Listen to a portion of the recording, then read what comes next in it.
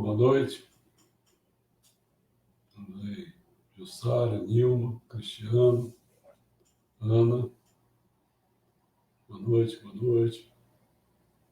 Bom, hoje então nós vamos falar sobre cemiteriação. Ela falou isso? Cemiteriação. Isso aí, Jussara. Introdução às memórias culturais, literárias e cinematográficas. Então, eu vou rever as minhas memórias, né, culturais nessas duas áreas das artes, né, do belo, a literatura e o cinema. Eu vou começar com um prefácio. Nada melhor do que iniciar estas memórias culturais com Messias Meixo-Sama, não é verdade? E vou pegar então o seu ensinamento, A Existência do Mundo Espiritual, em 25 de agosto de 1949. 25 de agosto foi quando o senhor otorgou. Foi, né? Tá, já que você gosta de ler, quer ler? Em primeiro lugar, tal. Em primeiro lugar, é preciso entender a finalidade do nascimento do homem. Deus criou o homem para construir o mundo ideal, que é o objetivo do seu governo na Terra, concedendo-lhes missões específicas e utilizando conforme sua vontade. A evolução da era primitiva para a brilhante era cultural de hoje e também o desenvolvimento da inteligência humana até chegar ao estágio atual foram dirigidos exclusivamente para esse fim. Não só o homem, criatura de nível mais elevado, mas todas as outras criaturas, inclusive os vegetais e minerais, enfim, tudo aquilo que tem forma, está constituído de dois elementos fundamentais, espírito e corpo.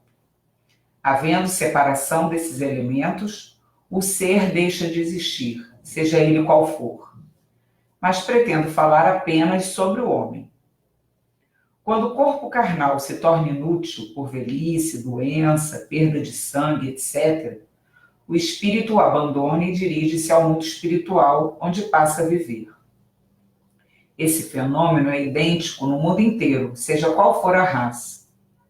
Há muitas obras de autores famosos tratando do assunto, entre elas a que se intitula Raymond, da autoria de Sir Oliver Lodge, 1851-1940, editada na Inglaterra logo após a Primeira Guerra Mundial. Ele registra as mensagens que lhe foram enviadas do mundo espiritual por um filho seu que falecera na Bélgica durante uma batalha daquela guerra. Na época, o livro foi lido por muitas pessoas de diversos países, surgindo daí inusitado movimento de pesquisa do mundo espiritual e também grandes médiuns. Também o famoso autor de O Pássaro Azul, o belga Maurice Merterkin, 1862-1949, tornou-se um estudioso dos fenômenos sobrenaturais após reconhecer a existência do espírito. Com a publicação logo a seguir do livro Exploration in the Spiritual World, do Dr. Ward, as pesquisas tomaram um impulso ainda mais extraordinário. Nesta obra, ele descreve minuciosamente o mundo espiritual. Conta que uma vez por semana entra em estado de transe, sentado numa cadeira, e se transporta para lá. Nessas ocasiões, o espírito de um tio seu acompanha-o para mostrar-lhes todos os aspectos daquele mundo, orientando-o sobre a verdadeira natureza. Também os espíritos de seus amigos e conhecidos desempenham o papel de instrutores, enriquecendo sobremaneira os conhecimentos que lhes são ministrados. Trata-se de uma obra muito interessante, que pode ser de grande validade para o conhecimento da vida no mundo espiritual, razão pela qual espero que os leitores a leiam. Inegavelmente, há alguns aspectos diferentes entre o mundo espiritual do Ocidente e do Japão. Pretendo posteriormente, através de diversos exemplos, explicar os fenômenos de um e de outro. Notícias procedentes da Inglaterra há mais de 10 anos dizem que surgiram naquele país centenas de sociedades de pesquisas psíquicas desenvolvendo intensas atividades e que até foi fundada uma universidade para esse fim. mas eu gostaria de saber a situação presente, porque com a eclosão da Segunda Guerra Mundial, não tive mais notícias a respeito. Bom, vocês devem ter reparado aí por que eu peguei esse trecho, né? Ele cita, logo ele diz assim, a evolução da era primitiva para a brilhante era cultural de hoje. Né? E quando ele fala, que você está falando sobre a existência do mundo espiritual, o título desse ensinamento, você nota que ele cita, né, 3 grandes obras. Quais foram? Citou Hammer, Pássaro Azul e Exploration in Spiritual World. Como é do meu feitio, procurei imediatamente adquirir essas obras para conhecê-las e pô-las à disposição das pessoas. Né? Mas isso eu já fiz há muito tempo atrás, atualmente estou relatando. Tendo em vista que essas serão abordadas, essas 3 obras, vão ser abordadas na Memória Cultural e Literatura, que a gente vai fazer sempre aos sábados. Essas 3 obras, são 160 obras. Mas essas 3 já estão garantidas. Agora, em particular, o Pássaro Azul também teve forma cinematográfica. É o que nós vamos passar amanhã. Quer dizer, nós já botamos à disposição das pessoas o filme. Amanhã a gente vai debater o filme. Né? E assim pode ser apreciada, né, em Memória Cultural Cinema, que vai ser, que nós vamos falar amanhã. Bom, então vamos começar falando sobre esse Exploration in Spiritual World. Este último livro foi citado, como foi visto, no ensinamento, a existência do mundo espiritual, que nós acabamos de fazer, né? Ele tem esse título, mas ele tem esse título nesse ensinamento. Porque no livro da Luz do Oriente, aí o título já foi outro. Gone West, 3 narrativas de experiências depois da morte. Certo? Quer dizer, a mesma coisa. Quer dizer, se você for olhar com esse título, você vai encontrar o primeiro, né? Quer dizer, Explorations Spiritual World. Já no Luz do Oriente, não. É Gone West, 3 narrativas de experiência depois da morte. Bom, como não encontrei o livro para comprar, então fui à internet e eu fiz uma cópia de Gone West de 306 páginas. Não encontrei o livro para ler, né? Porque é livros antigos, né? Após ter lido, comunguei aos que faziam um curso ministrado por mim há vários anos atrás e só recebi o interesse por parte do nosso querido membro do Centro Cultural Paradisíaco, o falecido Zé Alencar, que o levou para ler. Quer dizer, eu tirei, fiz a cópia e tal, e ele levou para ler. Ele acabou falecendo e tal, ele sempre conversava comigo sobre o livro, entusiasmado.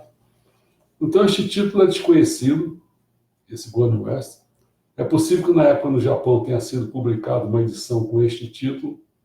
Como Meixão esperava que os messiânicos o lessem, voluntários disponibilizaram essa tradução leiga apenas como material de estudo. O título Gone West foi mantido no original por ser uma antiga expressão idiomática inglesa, um eufemismo para morrer. Como é uma tradução livre e amadora de um texto do início do século passado, por volta da década de 20 do século XX, os tradutores contam com a compreensão dos leitores. Então, essa obra eu narro aqui, que ela compreende os seguintes conteúdos. Então, eu coloco todos os conteúdos dele, todos. Quer dizer, como isso aqui, ele vai estar... Isso aqui vai estar... Nas memórias literárias. Mas vou botar em livro, porque né, isso aqui nós estamos falando é vídeo. Vou botar... Aí vocês podem ver lá, mas só dar só uma ideia. Primeiro ele faz umas comunicações, né? Nas comunicações são 27 capítulos só de comunicações. Depois tem uma parte 2, que é o oficial, também vários capítulos. Uma imensidão de capítulos também. Nossa Senhora.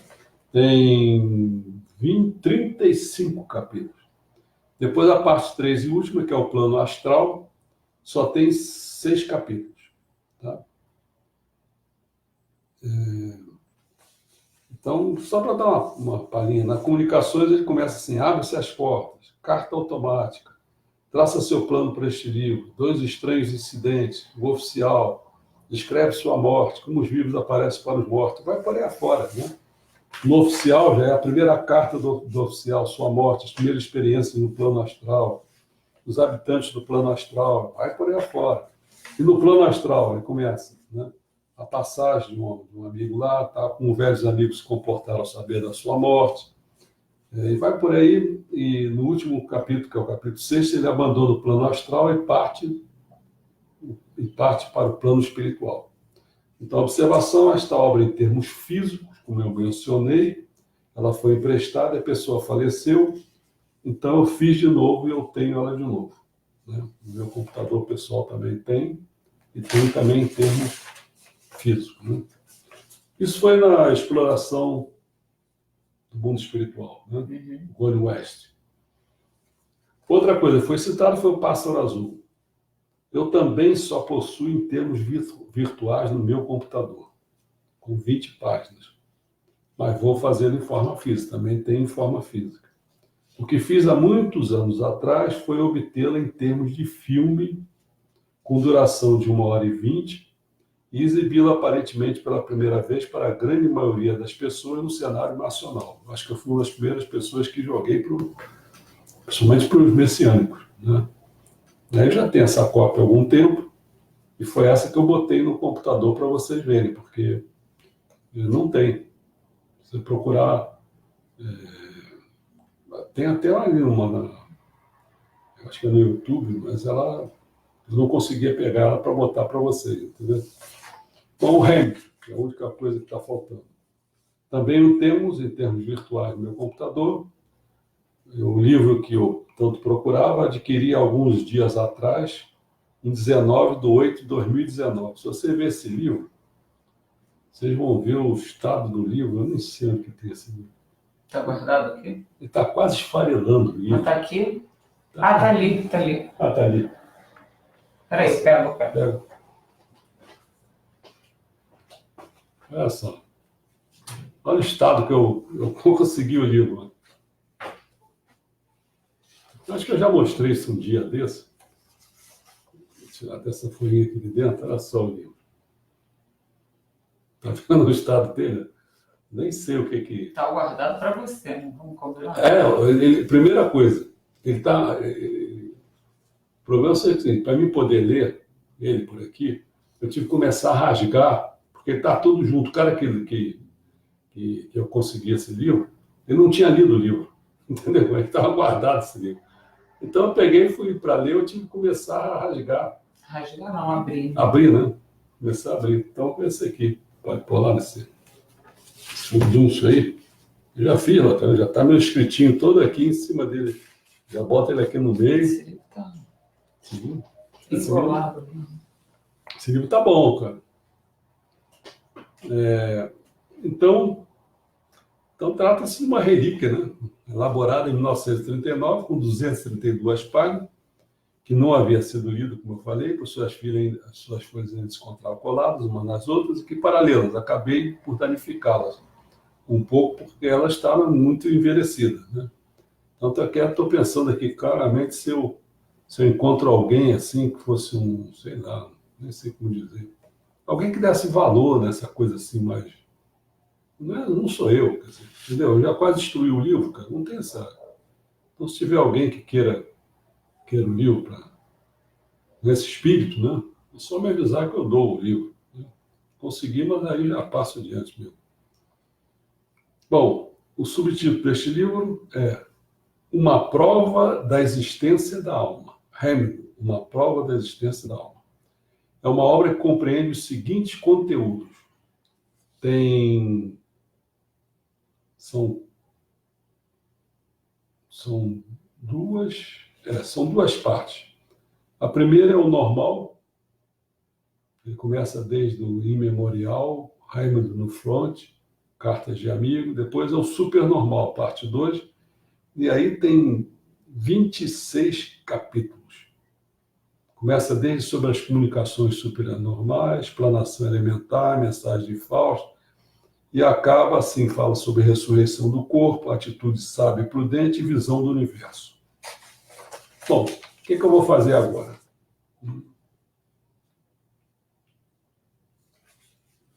Tá, estou vendo. Pequenas amostras de alguns trechos. Apresentei. Estou entendendo o que estou fazendo, né? Essa memória cultural, literária e cinematográfica. Então, pequenas amostras de algum trecho. Vamos falar primeiro sobre a exploração no mundo espiritual. Parte 1, que é aquelas de comunicações de H.J.L. Capítulo 1. Abrem-se as portas. Aí ele começa. Eu, JSM, Ward, tive uma visão no princípio de dezembro de 1913, na qual soube da morte de H.J.L, meu tio sogro. Então, quando falar esse H.J.L, é o tio sogro do Ward, que é o autor do livro. Tá? A visão ocorreu com uma mensagem que dizia que havia sido morte de repente e continuou com o funeral no qual eu estava presente. As sensações de pesar, os comentários e a atitude dos outros presentes ficaram nitidamente impressas em minha mente. Quando despertei e informei a minha esposa Carrie, decidimos ir vê-los. Mas, infelizmente, Carrie não estava o suficiente bem nesse dia para irmos até lá. Então, em 5 de janeiro, no dia do aniversário desse tio dele, o HJ.L, recebemos por volta das 10h15 um telegrama que dizia que ele havia falecido subitamente. Então, aquele foi um aviso. Né? Todas as sensações de pesar que havia sentido em meus sonhos se repetiram exatamente assim como os aspectos do funeral. Em seu rosto, no ataúde, se via tal como havia aparecido em meu sonho, o qual diferia consideravelmente de quando estava vivo. Foi enterrado em 8 de janeiro de 1914.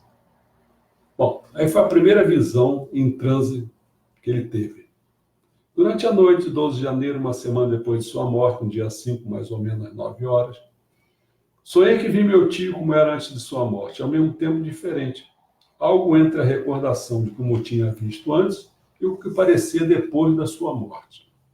Ele disse: tenho estado tentando falar com a Carrier, que é a mulher dele, né, do outro, do Ward, né, o autor do...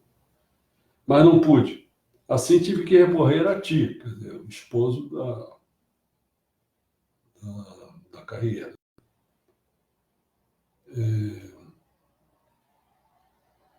Diz-lhe a Carrier, né, que estou vivo, mais vivo que antes de morrer, que estou mais lúcido mentalmente que tempos antes de morrer, mas aqui que tenho que pôr-me a trabalhar para aprender como se fosse uma criança outra vez, muito do que devia ter aprendido na Terra.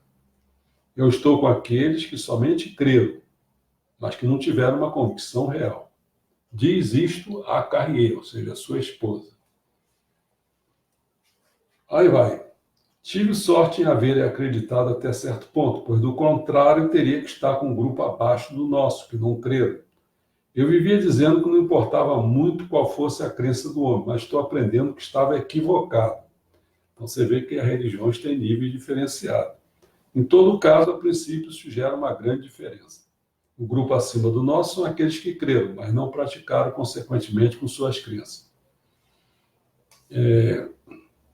Aí o Ward perguntou: o que queres dizer com esse grupo? Ele responde: depois que morri, me enterei que nós nos unimos àquele grupo de pessoas ao qual naturalmente pertencemos. Isto é, aqueles que mantiveram a mesma sorte de crenças e descrenças. Nós temos um professor, algo assim como o anjo dos pastores, mas eles, anjos, não se parecem nem um pouco às tontas pinturas que costumavam ver. Esse professor nos instrui no que nos falta, e quando esta falta é compensada, nos mudamos para o grupo seguinte, que inclui muito mais gente diferente que nós mesmos. Nós nos atrasamos muito, encontrando somente com aqueles que pensam exatamente o mesmo pensando. Há muita variedade na escala seguinte. Tudo bem? Então, um trechinho para mostrar como é que se entra no mundo espiritual. Né? E na literatura, pela literatura. Né? O Pássaro Azul, vou pegar um outro trechinho. Primeiro quadro. Quem viu até vai lembrar dessa cena. Na choupana do lenhador. O palco figura o interior de uma choupana de lenhador, simples, porém não miserável. Lareira de capote, onde bruxuleia o fogo de lenha. Utensílios de cozinha, armário, arca de pão, relógio de pêndulo, roca, lavatório, etc. Sobre a mesa, um lampião aceso. Junto ao armário de cada lado, dormem enrodilhados de focinhos sobre o rabo, o cão e a gata. Entre os dois, um grande pão de açúcar, azul e branco. Dentro da gaiola redonda, pendurada à parede, uma rolinha. 2 janelas ao fundo, com os postigos inteiros fechados. Próximo a uma das janelas, um banquinho. À esquerda, a porta de entrada da casa, provida de tranqueta. À direita, outra porta. Escada em direção ao celeiro. Também à direita, 2 caminhas de criança, cabeceira sobre 2 cadeiras, roupas cuidadosamente dobradas. Então, os nomes das pessoas são Mitil, que é a garota, Tio, e Tio, tio, que é o irmão, não é? Por enquanto, acho que basta falar sobre esses 2 mesmo. É Titio. tio, Tio. tio. Não. Isso aí. Tio. Tio. Fala assim. E tio? Aí Mitil. Tio. Você está dormindo? E você? Se eu estou falando com você é porque eu estou acordado. Já é Natal? Ainda não. Amanhã. Mas Papai Noel não vai trazer nada este ano. Por quê? Ouvi mamãe dizer que não podia ir à cidade para avisar a ele. Virá no ano que vem. Vamos nos levantar? É proibido. Mas não há ninguém aí. Está vendo o postigo? Chique, claridade. São as luzes da festa. Que festa? Lá em frente, na casa dos meninos ricos. É a árvore de Natal. Vamos abrir o postigo. Os 2 se levantam, correm para uma das janelas, sobem no banquinho e empurram os postigos. Intensa claridade penetram no quarto. Os meninos olham avidamente para fora. Olha a árvore. Que árvore? A árvore de Natal era essa. Você está olhando para a parede? Quantas luzes, que porção. Que barulho é esse que estão fazendo? É música. Estão zangados? Não, mas cansa muito. Que é aquilo ali de ouro pendurado nos ramos? São brinquedos, ora bolas. Espadas, fuzis, soldados, canhões. E bonecas, será que eles botaram? Bonecas? Que bobagem. Não acham graça nisso? E aquilo tudo ali enchendo a mesa. Doces, frutas, tortas de creme. Será que eles vão comer tudo? Vão dar um pedaço? Para quem? Para nós. Eles não nos conhecem. E se a gente pedisse? Isso não se faz. Olha os meninos dançando. Pois então vamos dançar também. Aí começa a pular de alegria sobre o banquinho. Ah, que bom. Batem a porta da cabana. Perdendo de repente a excitação e assustado. Quem será?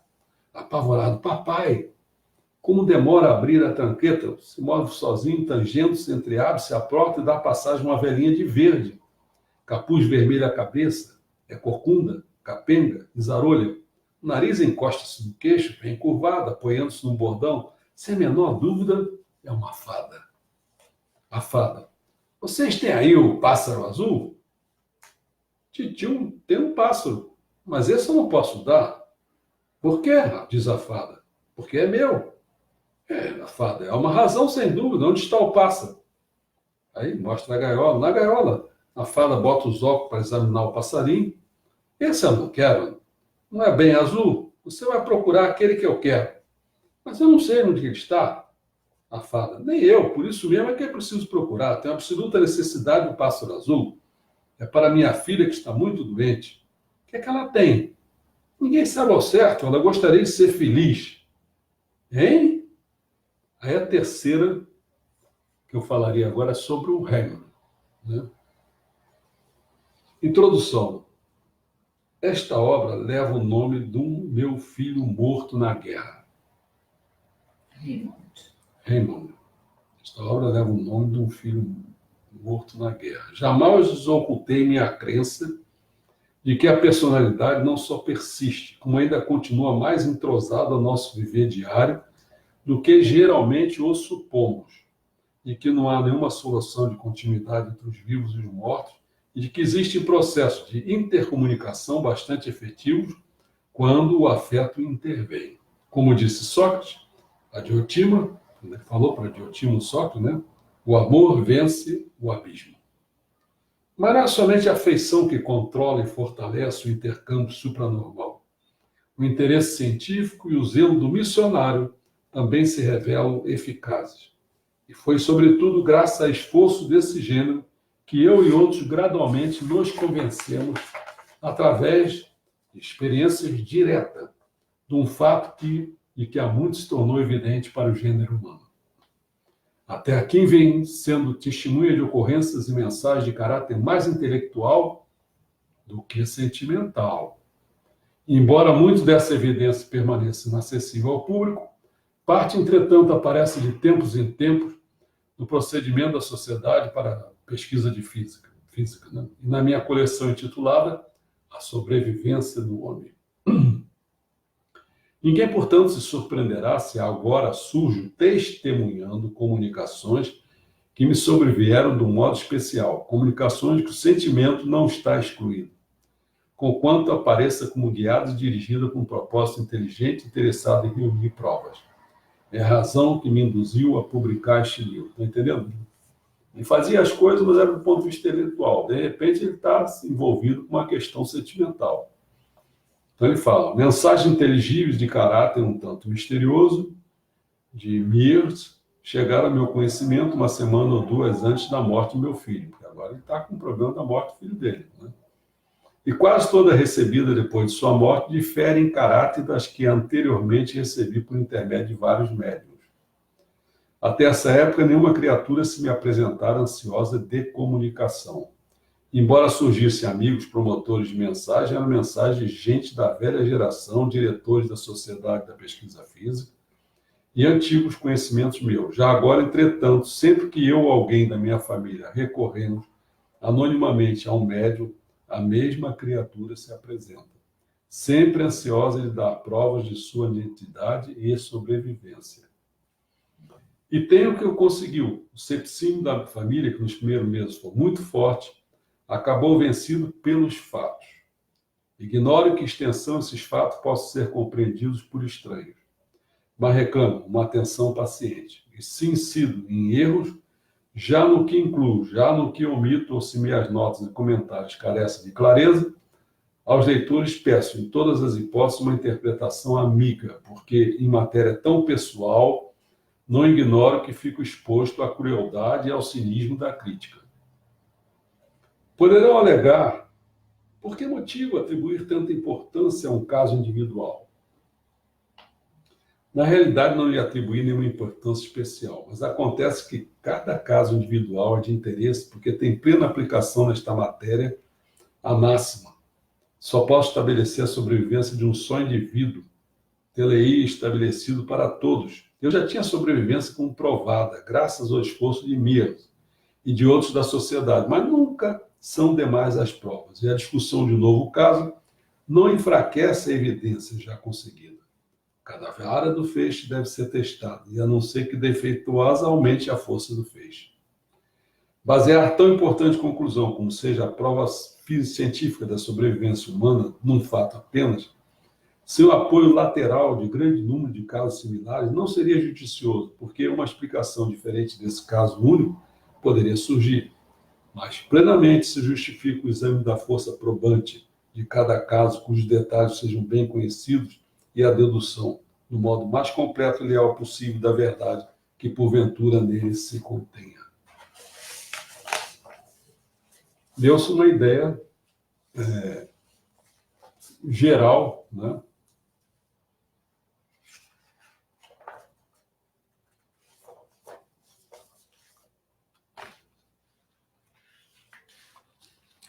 Bom, até tem um... Você viu? Está escrito. Viu? É, o Jussara colocou um comentário. Uhum. Que estou dedicando o setor do Surei-Sacha, esses livros são recomendados para pesquisa dentro dos ensinamentos. Depois ela falou, o cemitério se oferece para adotá-lo. Quando você perguntou do negócio lá do livro. Não sei como... Mas depois a gente vê. Ver como levar, né? Para chegar até você, ou se vê alguém na... Esse livro você já tem no computador? Quem? Alguém digitou? Aí já não sei mais. Essa parte da minha vida eu já não sei mais, porque já faz muitos anos que as coisas vão. Tem parte que eu faço, tem parte que outras fazem. Tem parte até que o Cristiano com a equipe dele, lembra, Cristiano? Que fez as coisas também. Se eu perguntar ao Cristiano quem foi que fez, acho que ele nem sabe mais. Bom, o que é que eu tentei passar? Que hoje eu estou querendo falar, então, sobre uma introdução às memórias minhas culturais em relação à literatura e à parte cinematográfica, do cinema, né? Sempre ao sábado vai ser literatura e domingo sempre a parte de cinema. A introdução é sempre perante as minhas memórias, tá? Dos livros que eu li e dos filmes que eu assisti. Então, os livros que eu li, eu escolhi 160. Eu li milhares de livros, mas escolhi 160 que eu acho porreta, que ajuda as pessoas a pensarem. E do cinema está se aproximando de 1000, mas não tem 1000 ainda, certo? E um que eu escolhi, se não me engano, ele é o número, acho que é o número 400 e pouco. 1000 que você tem aqui? Não chega a 1000, não. Não, mas assim, você viu mais 1000 filmes. Não, falei milhares de filmes assisti, milhares de filmes, sei lá, uns 20 mil filmes. O problema todo é que eu escolhi esse entre os 160. Livros são 160, filmes... Os filmes são mais do que isso. Por isso que esse filme Pássaro Azul, acho que ele é o 400 e pouco da lista. Mas vamos por etapa. Então, o que é que eu fiz? Se vocês repararam, eu peguei, para dar uma memória, eu podia pegar a memória de qualquer coisa, quer dizer, que não teria uma relação com algo que Meixamo escreveu. Entendeu? Eu não quis fazer isso. Então, eu podia pegar Memória do Brás Cubas. O que é que Machado de Assis, né? O que é que tem a ver com isso? Você não vai mencionar isso. Entendeu como é que é? Então, eu peguei um trecho que é da existência do mundo espiritual, mas com isso, né? E ele comenta sobre a importância, na época de hoje, da superatividade cultural, e ele menciona, para essa existência depois da morte e tal, ele menciona 3 livros. Tá certo? E eu tentei falar um pouco sobre os 3 livros. Não falei muito como ele era composto, porque é muito grande, são vários capítulos, não sei o que e tal. Então, e como eu vou falar na literatura, eu vou falar algum dia deles, aí eu posso falar em mais detalhes, entendeu? Então, são assim, esses 3 livros. E aí eu peguei trechos de cada um deles, né? E peguei um até que faz um comentário mais extenso, que foi o do Raimundo, né? Raimundo. Faço assim, mostrando como é que o pai dele se envolveu. O pai já era um cara, vamos dizer assim, já um cara espírita, né? Vamos falar assim. Ele se envolveu com a morte do filho. Os outros eram um lado mais intelectual, esse aqui é um lado mais emocional, tal. Ele foi contando, então, com isso eu estou dando uma ideia para vocês de uma memória que eu tenho e como a gente pode começar a tratar cada livro para a gente começar a ver assim o que a gente ganha com isso. Eu acho que nessas palhinhas que eu dei de trechinhos, você vê que tem coisas profundas ali. Está sendo falado coisas profundas. E na parte do cinema foi quando eu disse que o Pássaro Azul é colocado, foi dos filmes que eu assisti e que a gente vai passar amanhã, entendeu?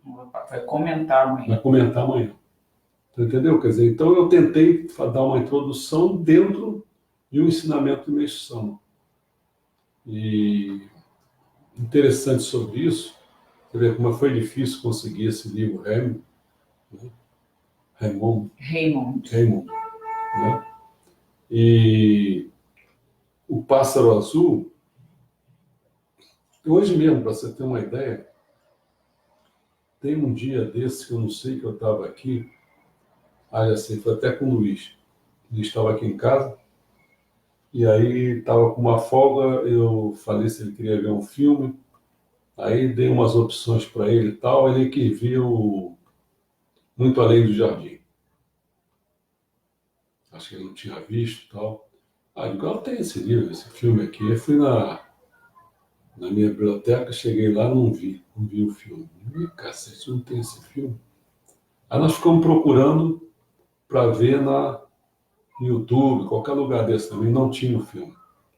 O cacete, não tem esse filme. Aí hoje eu conversando com o Marcão, que é o cara que quando vai a São Paulo me compra os filmes que eu quero, então a casa dele virou uma videoteca, sei lá o quê, diz que agora tá tudo nas paredes todas, tem coisa, o cara catalogou tudo.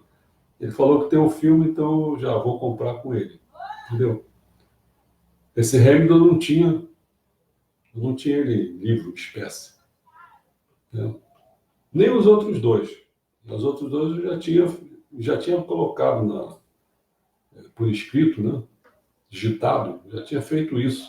Agora que a Ana perguntou, fui eu que fiz? Não, ela não me lembro, acho que isso aí é muito antigo, entendeu?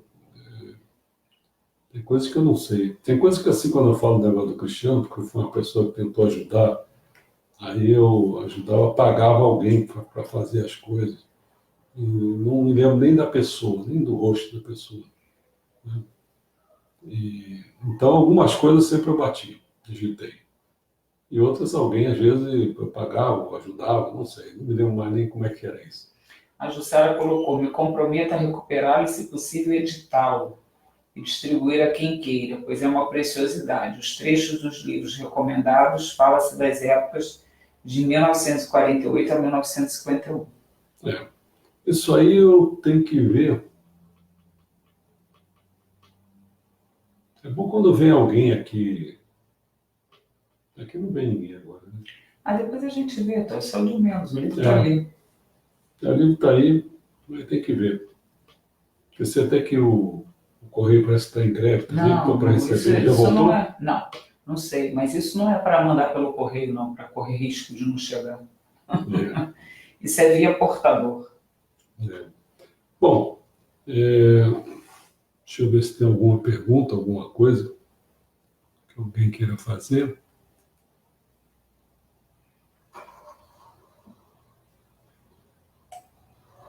Ninguém colocou pergunta, não. Só o Luciano que colocou esses comentários. Entrou mais gente, Luiz Agora, Armando, esse trechinho do Pássaro Azul que você leu é o trecho do livro? Porque do filme não é assim. Não é assim, eu logo identifiquei. Assim. Geralmente, quando a gente lê o livro, quando eles vão fazer o filme, claro, tem que fazer adaptações, né? Mas o livro, assim, ele te suscita você imaginar muito mais coisa. Quando eu li, detalhou várias coisas. Quando eu li, como eu vi o filme já, quando você leu ela estava vindo fugindo da floresta. Ela passa pelaquela casa. Ali não, ela já estava na casa. Bom, é porque eu sei como é que são as coisas, porque eu faço. Não, e também o papo da bruxa com ela, da fada com ela, foi diferente. O roteiro é o seguinte: uma coisa se chama roteiro literário. Quando você faz o roteiro literário, você escreve. E aí isso ali vira um livro. Agora alguém se interessa e diz assim, poxa, esse livro aqui poderia virar um filme. Aí passa a ter um roteiro cinematográfico, que é diferente. Porque o camarada vai começar a trabalhar, entre outras coisas, com as cenas cinematográficas. Vai começar a trabalhar com as cenas. E às vezes as cenas, as pessoas, às vezes, até tem vários trechos do livro que são muito falados, mas às vezes eles são traduzidos ou sintetizados em uma cena, às vezes, de estudo, entendeu? E no livro não, você tem que ficar falando como ela acabou, que a minha esposa acabou de dizer aqui. Você tem que ficar detalhando as coisas ou quando muito, você tem que dar asa à imaginação da pessoa. Você tem que dar algumas palas. O livro é muito mais rico no sentido assim, que ele, por detalhar, a tua imaginação voa. O outro tem que ser certeiro. O outro, às vezes, com um olhar, uma qualquer coisa, ele diz várias páginas do livro. Entendeu? As cenas são muito fortes, porque a visão da pessoa é muito forte. 70%, né? Então você já viu, a visão é uma coisa muito forte. Então, trabalhar o mundo cinematográfico, tem pessoas que são muito hábeis em fazer isso, né? Muito hábeis em fazer isso. E aí depois, né, que entra... Estuda... Também não posso fazer tudo. Seria... meus livros todos de filmes, roteiro de filme, como se faz filme, eu dei tudo para uma pessoa, não foi? Foi. Essa pessoa está aproveitando, porque ela está fazendo cinema. Fazendo cinema. Então eu sabia todas as partes. É muito rico você... Quando você vê aquele negócio ficar rodando ali, quando termina um filme, né, ou começa, mas eu geralmente termino agora, quando termina vai passando o nome daquelas todas as pessoas, aquilo tudo, nossa senhora, cada pessoa ali tem uma tarefa. Quando nós fizemos aí a leitura dramatizada, né, eu comecei a ter preocupação com o continuista. Continuista, ele tem que ter uma ideia de aqui nós paramos, o que é que nós podemos, o que é que nós vamos fazer. Quer dizer, ele é o camarada que dá continuidade para a peça não morrer, entendeu? E antigamente ainda tinha um continuista, entre aspas, aquele camarada que ficava, não sei se vocês pegaram isso, acho que a maioria não pegou isso, num palco, tinha no centro do palco, no centro, mas mais para perto do público, ficava uma pessoa escondida ali, que ficava falando para as pessoas não decorarem, entendeu? Ou então, se perdesse, a pessoa esquece alguma coisa. Tem pessoas que eu nem sei, porque tem pessoas ali, agora artistas, que tem idade. Por exemplo, Fernando Montenegro, acho que ela tem, não sei se é por volta de 90 anos, sei lá, uma coisa assim, entendeu? Ou menos, sei lá, por aí. Então você pensa o seguinte, uma pessoa com essa idade, ela tende ao esquecimento. Então tem pessoas que não são verdadeiros, eu não sei como é, eu não estou acompanhando, eu não sei como é que procede, né, com as pessoas. Tem pessoas que têm muita memória. Então isso é uma grande coisa, uma grande coisa. Parece que tem, esqueci daquela artista, uma artista que tem uma memória desgraçada, tem outro também, que o camarada nem lê na hora, assim, tá, e guarda as coisas. Tem gente que não, cara. Eu não sei, eu fiz teatro também. Era uma loucura para ficar gravando aquele negócio todo, entendeu? Muito complicado. A Jussara falou que ela e a Hermínia vêm visitar sua mãe e aproveitam a viagem. Tá bom. E ela colocou aí mais coisas. Lê aí que você está de frente. Eu tinha comentado também que o Passo Azul foi tese de formatura, arte-terapia, tem tudo a ver com cada um de nós, as passagens de criança para adolescente e adolescente para adulto, etc. Tá tudo bem. Então basta você... E a Nilma? Ministro Newton de Souza pergunta muito pelo senhor com muito carinho. O ministro de Souza é muito boa, gente. Estou com saudade daquele abraço, fala para ele. Daquele abraço. E a Jussara acabou de colocar, entrei na messiânica para entender essas visões, premonições e entendimentos de ser escolhida para ser assim. Isso. Bom, eu acho que amanhã, se não tiver mais nada, né? 3 horas, né? Amanhã às 3 horas, mas vem um 15 filme, horas. porque é bom você ver o filme para a gente poder... É 1h20 o filme, não é nem longo. Tá bom? Até amanhã. Até amanhã, pessoal.